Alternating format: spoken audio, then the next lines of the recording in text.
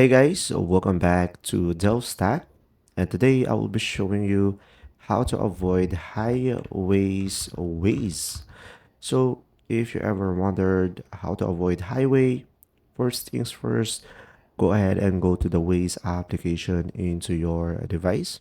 Now guys, once you are on the Waze application, you can just simply go ahead and select the menu. It will be the three lines in the top left corner of the screen, and now over here, you just simply go ahead and go to the settings over here or the gear icon. Now, over here, you will have an option driving preferences. So go to that category and you will have the navigation tab over here. So tap on navigation, guys. And from here, as you can see, you will have an option for the fourth one, avoid freeways.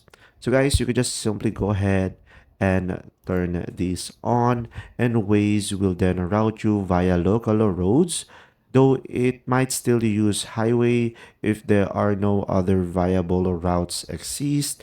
But pretty much you could go for alternative routes that avoid highways.